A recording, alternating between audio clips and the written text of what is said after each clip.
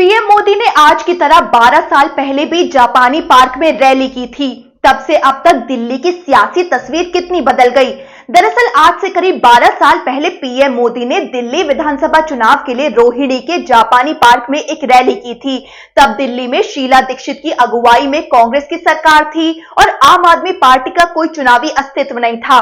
उस रैली में भी बीजेपी की ओर से बदलो दिल्ली का नारा दिया गया था और आज भी बीजेपी की रैली में पीएम मोदी ने बदलकर रहेंगे दिल्ली का नारा दिया।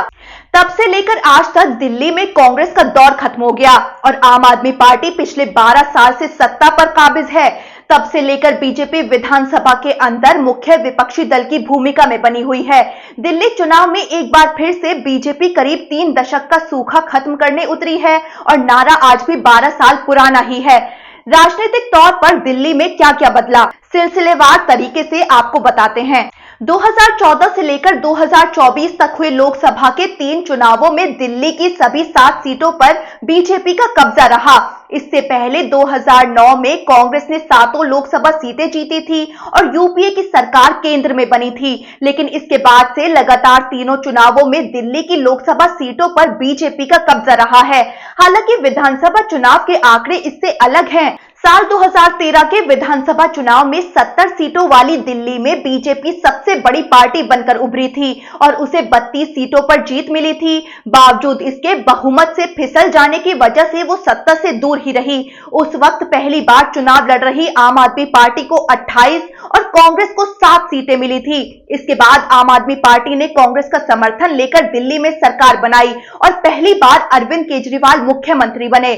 साल 2013 में बनी ये सरकार सिर्फ 49 दिन टिक सकी और केजरीवाल ने कांग्रेस का हाथ छोड़कर सीएम पद से इस्तीफा दे दिया। इसके बाद दिल्ली में राष्ट्रपति शासन लग गया। साल 2015 में दिल्ली में फिर से चुनाव हुए और इस चुनाव ने सभी सियासी अनुमानों को ध्वस्त कर दिया।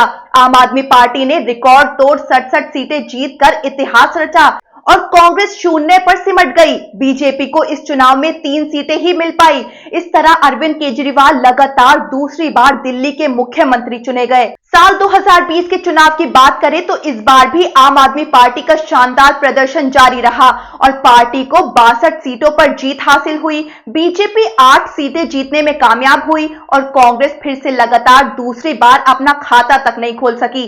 हालांकि 2024 के लोकसभा चुनाव में एकदम उलट फिर से दिल्ली की सभी 7 सीटों पर बीजेपी ने ही कब्जा कर लिया। फिर भी अब तक केंद्र में सत्ताधारी बीजेपी को दिल्ली में अपना मुख्यमंत्री नहीं मिल पाया है। इस बार के चुनाव में काफी कुछ बदल चुका है। जिस तरह 2013 में दिल्ली की शीला दीक्षित सरकार पर भ्रष्टाचार के गंभीर आरोप लगे थे, उसी तरह आम आदमी पार्टी भी शराब घोटाला समेत कई मामलों में आरोप झेल रही है।